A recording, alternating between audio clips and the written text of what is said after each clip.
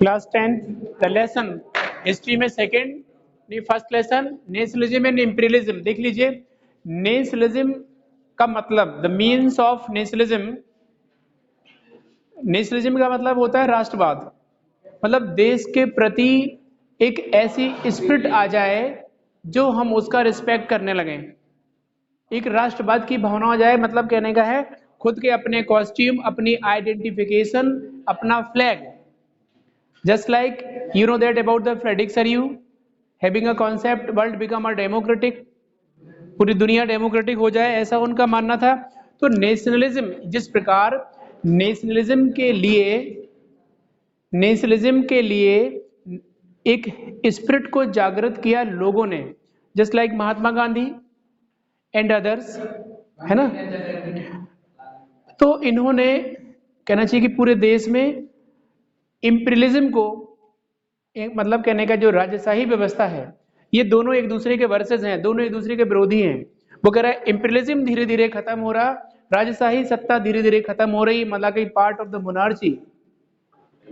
Imperialism rule of the privilege people, privilege life, या rich या landlord, है ना, उस राजशाही सत्ता का समापन हो रहा था और राष्ट्रवाद की भावना जागृत हो रही थी। लास्ट टॉपिक में इसीलिए दिया है कि अब नेशनलिज्म बढ़ा और इंपीरियलिज्म घट रहा था, क्योंकि इंपीरियलिज्म में all these conservative people including over here, conservative का मतलब होता है जितने भी रूढ़िवादी लोग हैं या क्लेर्जी नोबेल्टी लोग हैं या राजा के कनेक्टेड लोग हैं, वो इसमें कनेक्ट करेंगे और बाकी लोग किस में आ जाएंगे, भाई राष्ट्रवाद की भावना हमें अगर मेरे अंदर आई का मतलब हम राजा के विरोधी हो गए। हमने राष्ट्रवाद कैसे कह दिया, हमने ये कैसे कह दिया कि ये हमारा देश है, हमने ये कैसे कह दिया कि be the right, we have to right to equality and freedom and speech, हमने ये हमारी हिम्मत कैसे हो गई। आपके मतलब आप इसका मतलब आप अब राष्ट्रवादी हो गए हो, इसका मतलब आप राजा के अंडरटेकिंग नहीं काम करना चाहते। तो ये इंपीरियलिज्म, और ये हमें बुक दे दो कोई एक लोग।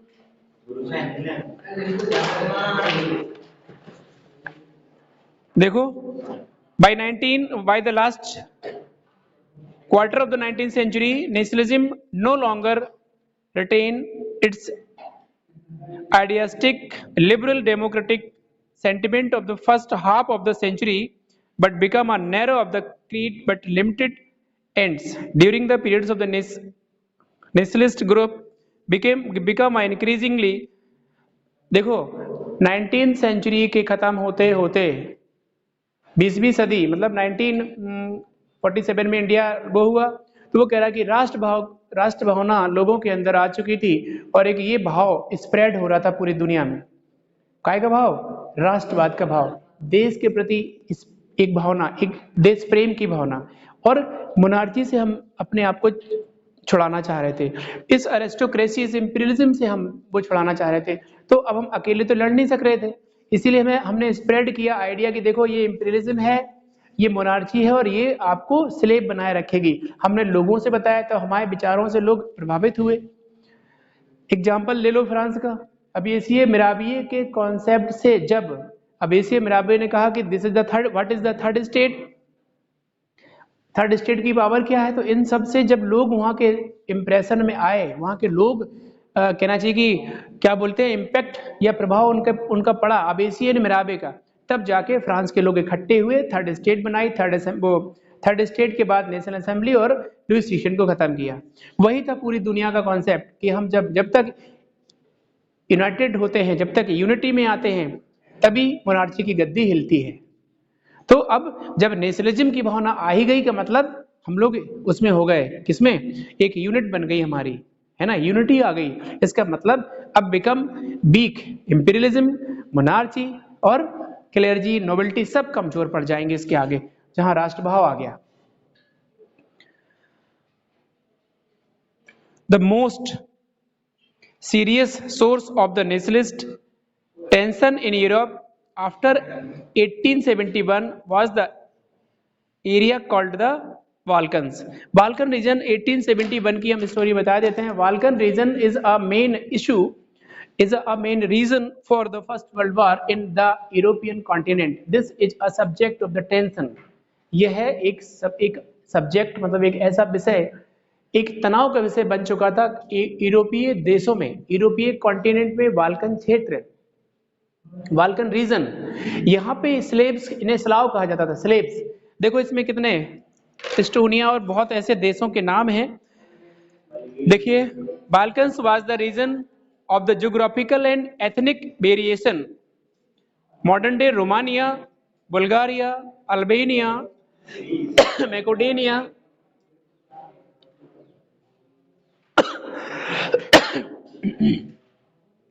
मतलब कहने का है एक स्लेव नेशन थे और वहां पे सोशल डाइवर्सिटी भी थी। देख लो, फिर से एक बार जाग जाओ, मैंने फिर से बोला कि social diversity is over here. कहां पे?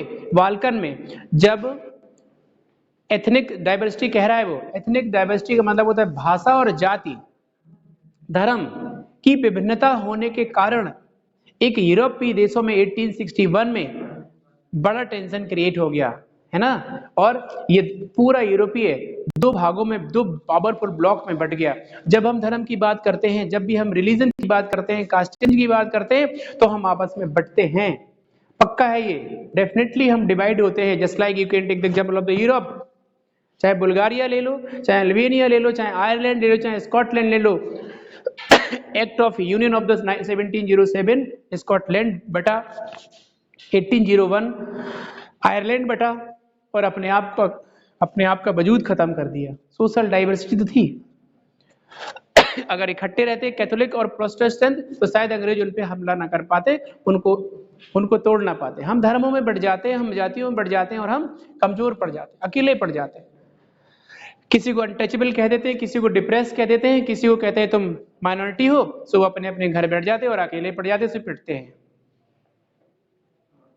और वो अलग अलग करके हम पर अधिकार कर लेते हैं। ये सच है।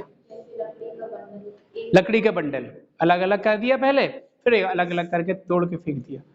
इकट्ठे रहते तो शायद ठीक था। तो आप सुनो, large the Balkans but under the control of the Ottoman empire. इसके पहले वर्ल्ड वार फर्स्ट से पहले बाल्कन रीजन यूरोप का ऑटोमन मतलब मुस्लिम साम्राज्य के अधीन हुआ करता था। लेकिन ऑटोमन की पावर को, ऑटोमन एम्पायर की पावर को या मुस्लिम साम्राज्य की ताकत को कम करने के लिए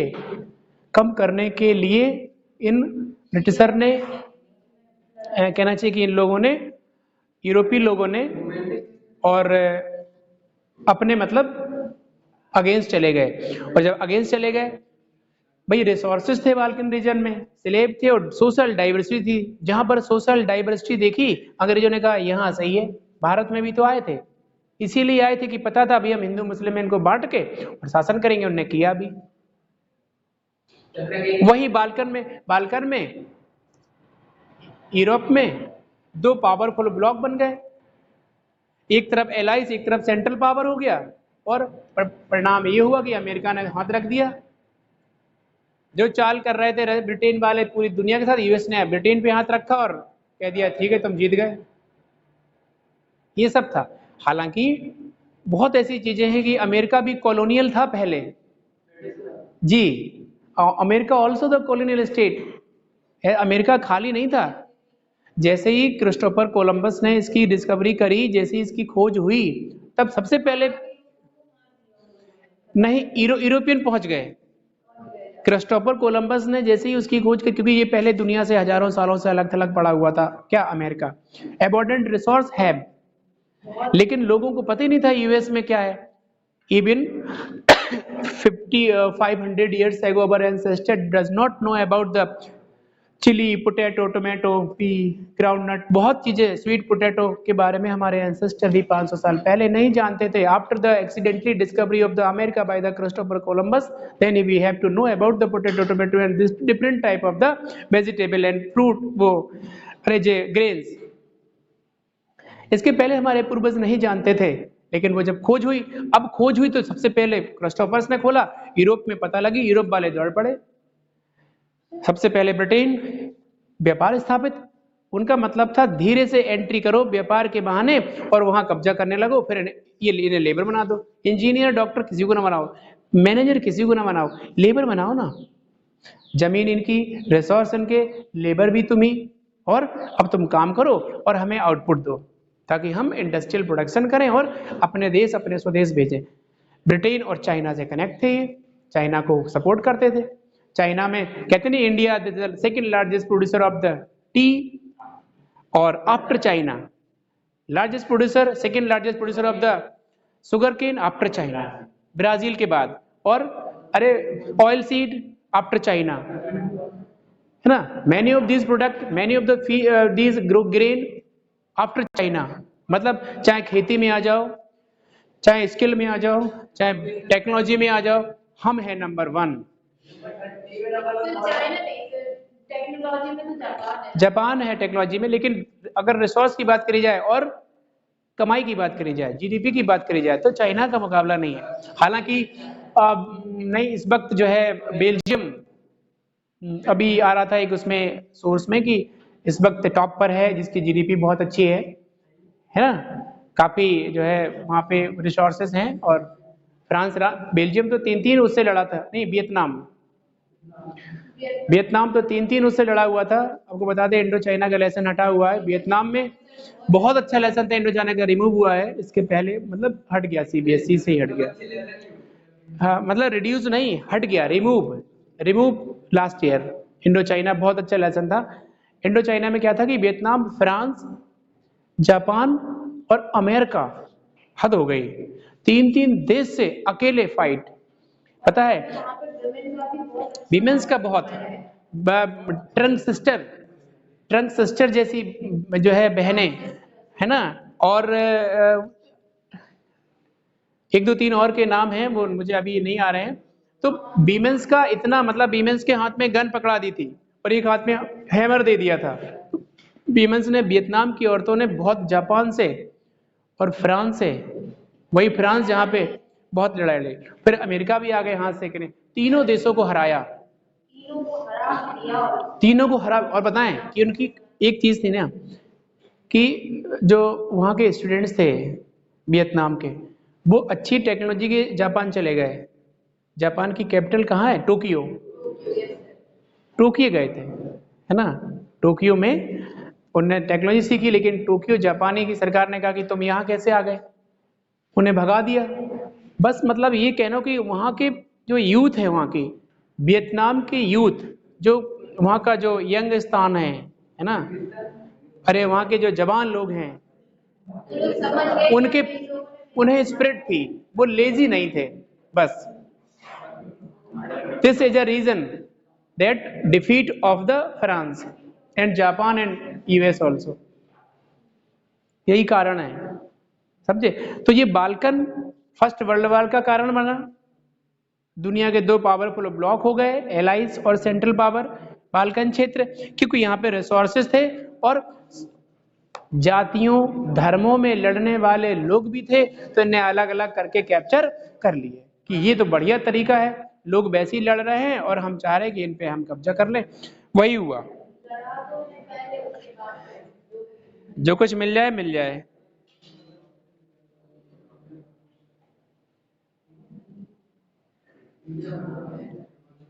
The Balkan peoples based their claim for independence or political right on the nationality, used history of the proof that had once been dependence had subsequently।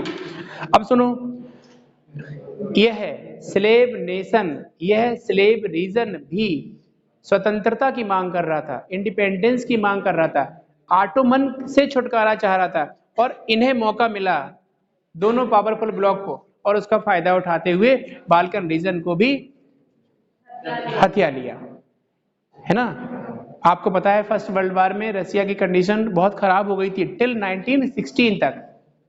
इंडस्ट्रियां डैमेज हो गई, बिजनेस डैमेज हो गए, एक्सपोर्ट खराब हो गए, क्योंकि जर्मनी उस वक्त पावरफुल था। जर्मनी की जो शक्ति है, जर्मनी ने इन्वेडेड किया था पोलैंड और रसिया पे, पोलैंड रसिया पे कब्जा, लेकिन ऑटोमेटिकली, ड्रामेटिकली कह लो, ऑटोमेटिकली ना कहो, अचानक suddenly entry of the US in the first world war, जबरदस्ती, नो रीजन, आज तक एग्जैक्ट रीजन किसी को पता नहीं चला है कि आखिर फर्स्ट वर्ल्ड वॉर में अमेरिका क्यों गया। भैया युद्ध था यूरोपियन कॉन्टिनेंट का, मरने दो। लेकिन अमेरिका का एंट्री आज तक किसी के पल्ले नहीं पड़ी। हिस्टोरियन या कोई भी बहुत बड़े साइंटिस्ट या सोशल साइंटिस्ट या फिलोसफर ने भी नहीं बता पाया इट इज अ रीजन। लेकिन रीजन साफ था, रीजन साफ था कि खुद के फायदे और अपनी पावर को पूरी दुनिया के सामने दर्शाने के लिए वो उसने एंट्री करी। जिस प्रकार क्लास में अगर कोई बेवकूफ है तो वो हाथ पैर चलाएगा, वो प्रूव करना चाहेगा कि आप मुझे नहीं देख रहे हो, है ना।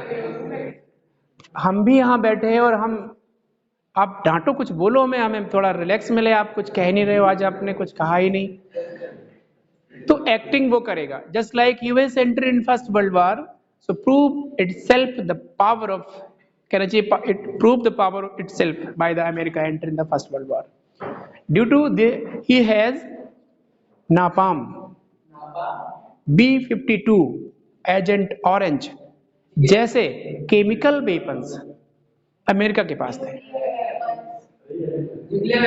ये जो नापाम है जो, वो पता है वो एक केमिकल वेपन्स है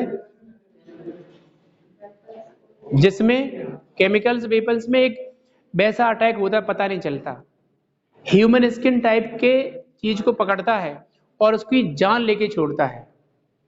millions of civilian were died in second world war. आपको पता ही होगा कि छोटे छोटे सिविलियंस, इनोसेंट सिविलियन और छोटे छोटे गांव धराशायी हो गए, क्योंकि अमेरिका था और सबसे बड़ी चीज थी कि भैया उनके पास एजेंट ऑरेंज भी एक केमिकल वेपन्स, और ये नापाम तो ह्यूमन स्किन के लिए हवा में छोड़ा जाता था, खत्म कर देता आदमी को, पता नहीं चलता, आदमी टप पट पट गिरते चले जाते थे, खत्म, ये सो गए, जगह ही नहीं।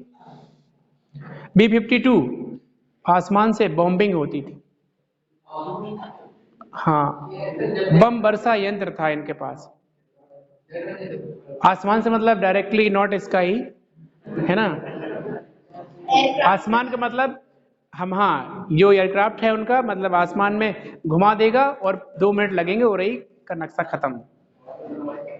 इतनी आग हो गई, तो इसीलिए हम लोग उससे थोड़ा भयभीत हैं, इसीलिए क्योंकि उसके पास वो एडवांस टेक्नोलॉजी के साथ वो शक्ति है जो किसी के पास, नापाम किसी ने बना नहीं पाया। नापाम बहुत पावरफुल है, जब जो है कोई जरूरत पड़ती है तो वो धमकी भी दे देता है ना।